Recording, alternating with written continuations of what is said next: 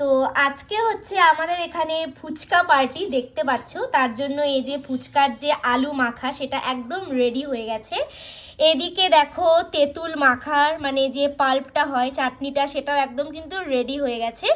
আর এদিকে যে জলটা দিয়ে আমরা খাবো সেটাও কিন্তু অলমোস্ট রেডি। তো এখন আমরা খাবো ফুচকা, আর এখানে রাখা আছে আমাদের ফুচকা। তো দেখো একেবারে ঝাঁক বাঁধা ফুচকা। ভাই খাইলি, কেমন হয়েছে? খুব সুন্দর হয়েছে না?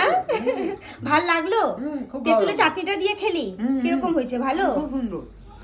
দাদা এবার তুমি টেস্ট করো, টেস্ট করে বলো যে কিরকম হয়েছে। তাড়াতাড়ি টেস্ট করো, তাড়াতাড়ি তাড়াতাড়ি। একদম আমারও জল এসে গেছে, আমি ক্যামেরাটা বেশিক্ষণ ধরতে পারছি না। তুমি তাড়াতাড়ি টেস্ট করে বলো যে কিরকম হয়েছে খেতে। আমি নিচ্ছি হ্যাঁ, কিন্তু দারুণ হয়েছে, দারুণ। কিন্তু ফুচকাটা ড্যাম হয়ে গেছে। ফুচকাটা ড্যাম হয়ে গেছে। ফুচকাটা ড্যাম হয়ে গেছে, এটাই হচ্ছে ইসে মানে একটু প্রবলেম হয়ে গেছে। সনাতন খা, তাড়াতাড়ি টেস্ট করে রিভিউ দে কেমন হয়েছে না হয়েছে। এই তো খাবো এখন। তো এখন দাদা খাচ্ছে, দাদা তাড়াতাড়ি খাও।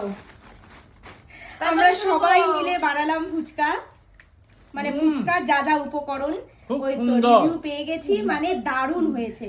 ফুচকাগুলো তো আগের থেকে বানানোই ছিল, মানে রেডিমেড, কিন্তু আলু মাখা, তারপর তেঁতুলের যে পাল্পটা, তারপর ওই মানে জলটা, এগুলো আমরা সব নিজের হাতে বানিয়েছি। বৌদি তুমি টেস্ট করবা না? টেস্ট করো, টেস্ট করো তাড়াতাড়ি। তোমরা আগে খাও, আমি পরে টেস্ট করো।